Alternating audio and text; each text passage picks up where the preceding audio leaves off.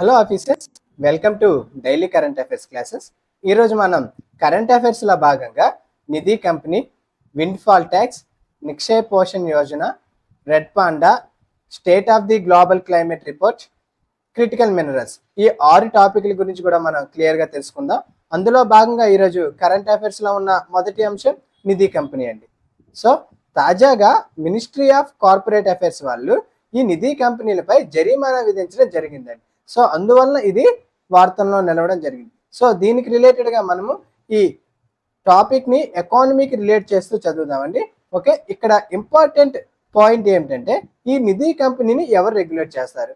So ఈ నిధి కంపెనీని జనరల్గా మినిస్ట్రీ ఆఫ్ కార్పొరేట్ అఫైర్స్ వాళ్ళు రెగ్యులేట్ చేయడం జరుగుతుందండి. సో అందుకే ఈ మంత్రిత్వ శాఖ వారు దీనిపై జరిమానా కూడా విధించడం జరిగింది. సో మనం ఎగ్జామ్ పర్స్పెక్టివ్లో ఏ మినిస్ట్రీ దీన్ని రెగ్యులేట్ చేస్తుంది అనేది మనం ఖచ్చితంగా గుర్తుపెట్టుకున్నాను.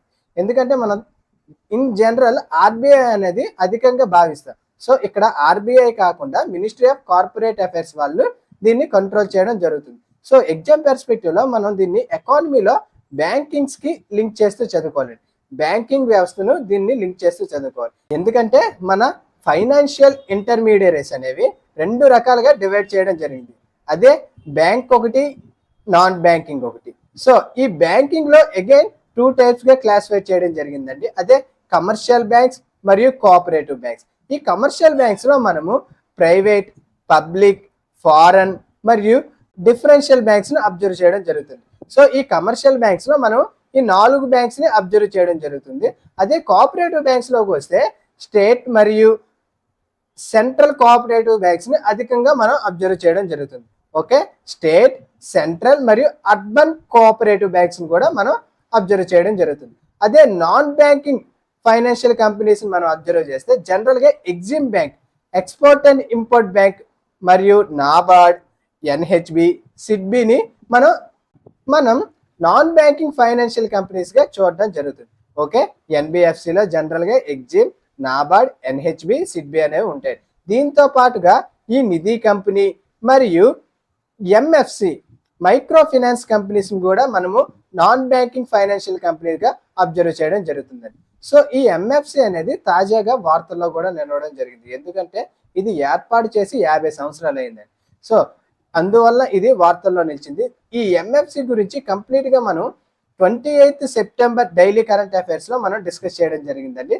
ఓకే, నెక్స్ట్ ఇప్పుడు ఈ నిధి కంపెనీస్ని అబ్జర్వ్ చేస్తే ఈ నిధి కంపెనీస్ని ఎలా ఏర్పాటు అవ్వడం జరిగింది అంటే ఇది 2013 కంపెనీ చట్టం ద్వారా ఇది ఏర్పాటు అవ్వడం జరిగిందండి. సో ఇక్కడ ఈ చట్టం అనేది చాలా ఇంపార్టెంట్.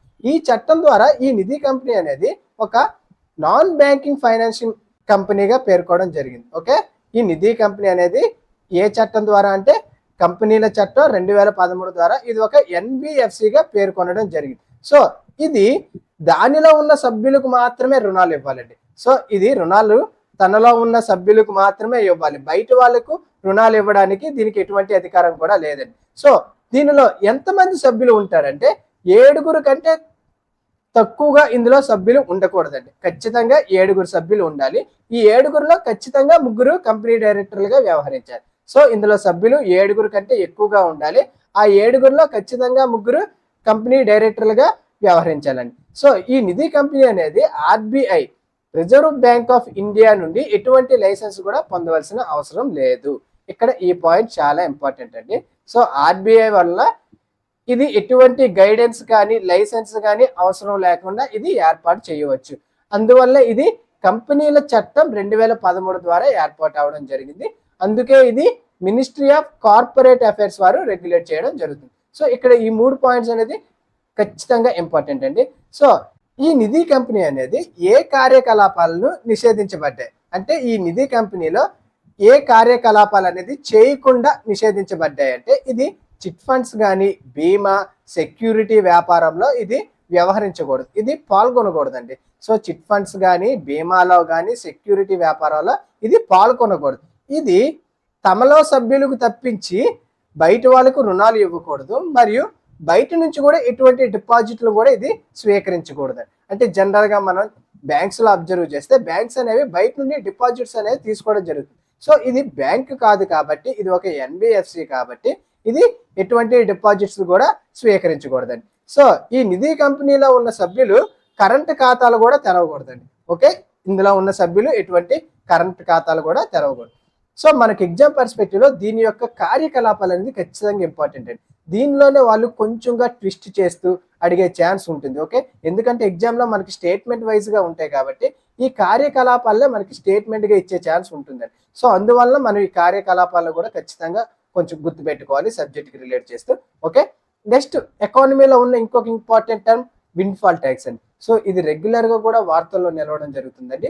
ఈ విండ్ఫాల్ ట్యాక్స్ అంటే ఏమిటి ఒకసారి తెలుసుకుందాం. సో ఈ విండ్ఫాల్ ట్యాక్స్ అనేది జనరల్గా కంపెనీస్ మీద కానీ ఒక సాధారణ వ్యక్తుల మీద కూడా ఈ విండ్ఫాల్ ట్యాక్స్ అనేది వేయడం జరుగుతుందండి.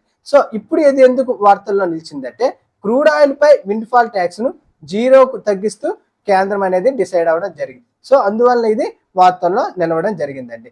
సో ఈ విండ్ఫాల్ ట్యాక్స్ అనేది ఎవరెవరి పైన విధిస్తారు అంటే కంపెనీస్ మీద విధిస్తారు, మరియు ఇండివిజువల్ పర్సన్స్ మీద కూడా దీన్ని విధించడం జరుగుతుంది. సో దీని యొక్క ముఖ్య ఉద్దేశం ఏమిటంటే ఎవరైనా కంపెనీ కానీ వ్యక్తులు కానీ అన్ఎక్స్పెక్టెడ్గా లేదా డ్రాస్టికల్గా లేదా సడన్గా ఒకేసారి అధిక మొత్తం లాభాన్ని కానీ గడించినట్లయితే ఈ విండ్ఫాల్ ట్యాక్స్ని విధించడం జరుగుతుందండి.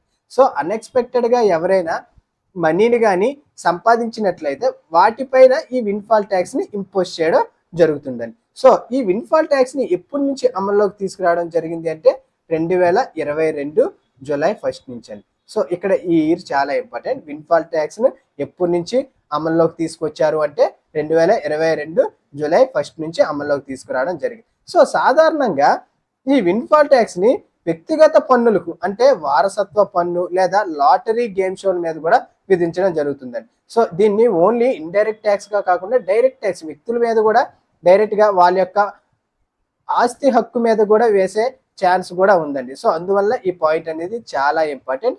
సో వ్యక్తిగత పన్నుల మీద కూడా వేసే అధికారం ఉంటుంది. అందువల్ల ఈ పాయింట్ ఖచ్చితంగా మనం గుర్తుపెట్టుకోవాలండి. ఓకే, సో ఈ విండ్ఫాల్ గెయిన్ ట్యాక్స్ అనేది సాధారణంగా చమురు, గ్యాస్, మైనింగ్ పరిశ్రమల్లో అధికంగా ఉపయోగించుతున్నారండి. సో ఈ కంపెనీల మీదే అధికంగా ఈ విండ్ఫాల్ గెయిన్ ట్యాక్స్ ను విధించడం జరుగుతుంది. సో ఏ కంపెనీలు అంటే చమురు, గ్యాస్, మైనింగ్ అండి. సో ఈ విండ్ఫాల్ ట్యాక్స్ యొక్క ముఖ్య లక్ష్యం ఏమిటి అంటే అసాధారణ లాభాల్లో కొంత భాగాన్ని ప్రయోజనాల కోసం ఉపయోగించడం ఈ విండ్ఫాల్ ట్యాక్స్ యొక్క ముఖ్య ఉద్దేశం అండి. సో ఈ ట్యాక్స్ ని ఇంపోజ్ చేసి ఈ ట్యాక్స్ ద్వారా వచ్చే సొమ్మును ప్రజా ప్రయోజనాల కోసం ఉపయోగించడం ఈ విండ్ఫాల్ ట్యాక్స్ యొక్క ముఖ్య లక్ష్యం అండి. సో దీనివల్ల ప్రభుత్వానికి అనుబంధంగా ఆదాయం అనేది యాడ్ అవ్వడం జరుగుతుంది. అంటే వాల్యూ యాడెడ్గా ఈ పన్ను అనేది ప్రభుత్వానికి చేరడం జరుగుతుంది. ఓకే, ఈ విండ్ఫాల్ ట్యాక్స్ అనేది కూడా చాలా ఇంపార్టెంట్ అండి. ఎప్పటి నుంచి అంటే 2022 జూలై 1 నుండి ఇది అమలులోకి రావడం జరిగింది. ఓకే, నెక్స్ట్ కరెంట్ టాపిక్లో ఉన్న ఇంకొక ఇష్యూ ట్యూబర్క్యులోసిస్ అండి. సో దీనిని మనం సైన్స్ అండ్ టెక్నాలజీ వ్యాధుల టాపిక్ రిలేట్ చేస్తూ చదువుకోవాలండి. సో ఎందుకంటే మనకు సైన్స్ అండ్ టెక్నాలజీలో వ్యాధులు అనే టాపిక్ని ఇవ్వడం జరిగింది. సో అందువల్ల ఈ వ్యాధుల్లో టీబీ అనేది చాలా ఇంపార్టెంట్ అండి. ఎందుకంటే భారతదేశం ప్రపంచంలోనే అత్యధిక టీబీ కేసులు గల దేశంగా కలదండి. అందువల్ల ఈ టీబీ గురించి మరియు భారతదేశం వరల్డ్ హెల్త్ ఆర్గనైజేషన్ తీసుకున్న ఇనిషియేటివ్స్ గురించి కూడా మనం ఇప్పుడు చూద్దాం.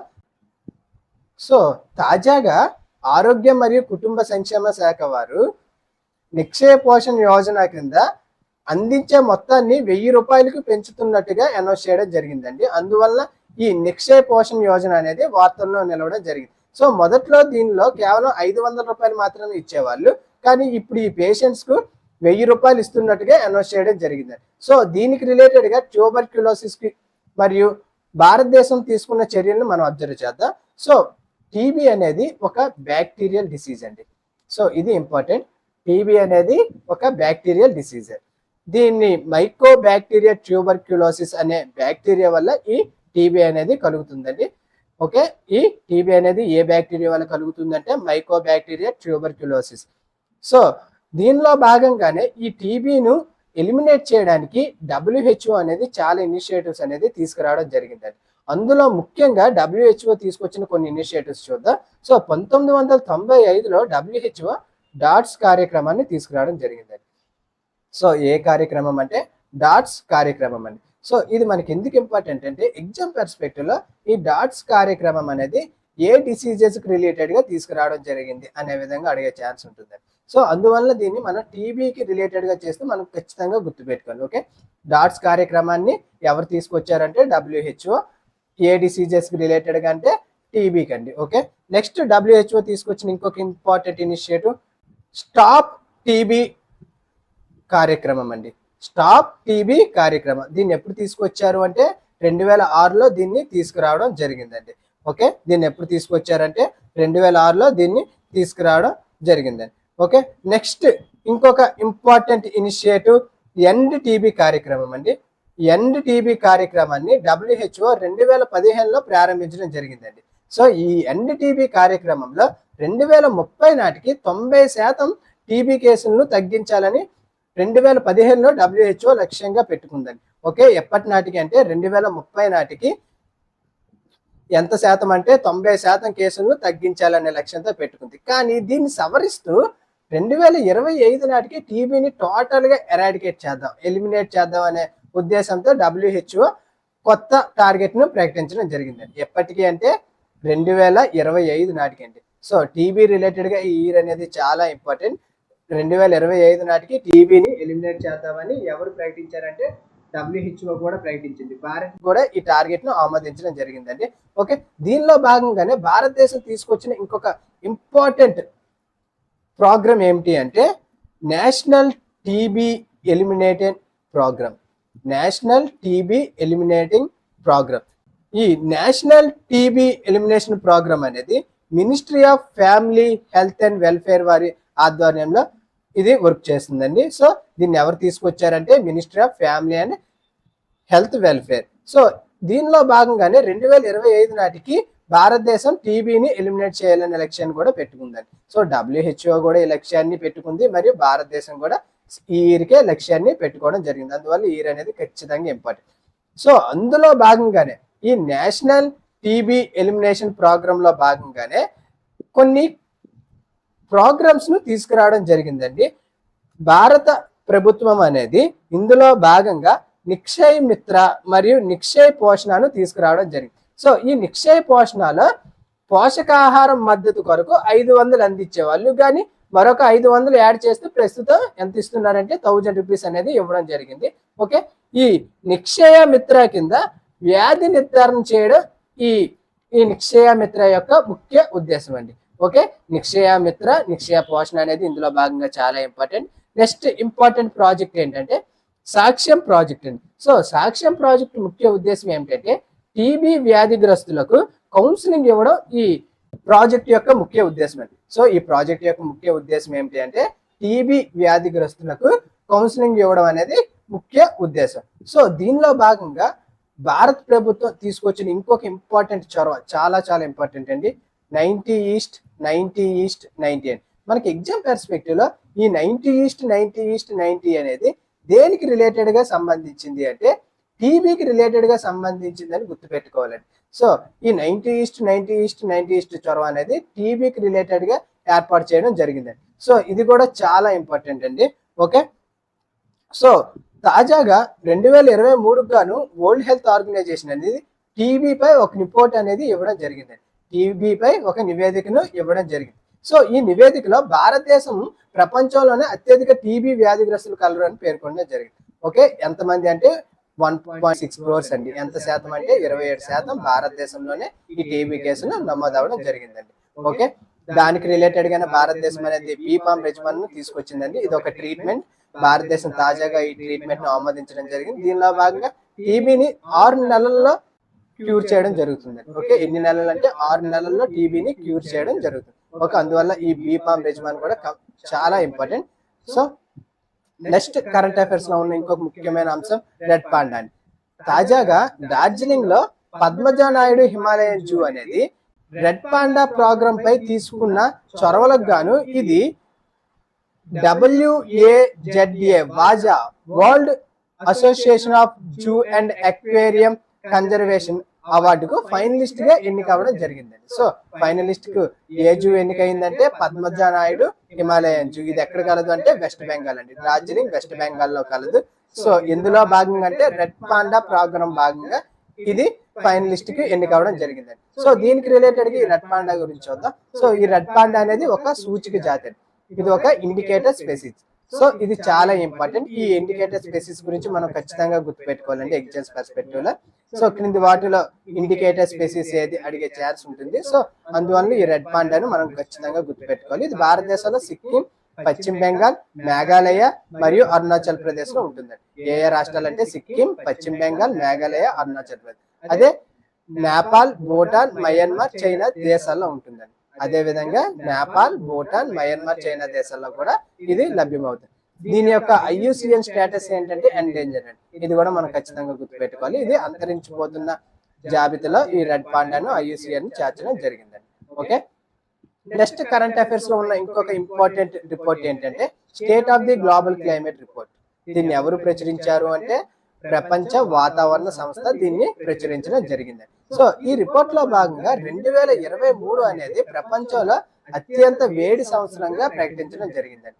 ఏ ఇయర్ అంటే 2023 అనేది ప్రపంచంలో అత్యంత వేడి సంవత్సరంగా గుర్తించడం జరిగింది ఇంతకాలం కానీ. ఓకే, ఏ రిపోర్ట్ లో అంటే state of the global climate report.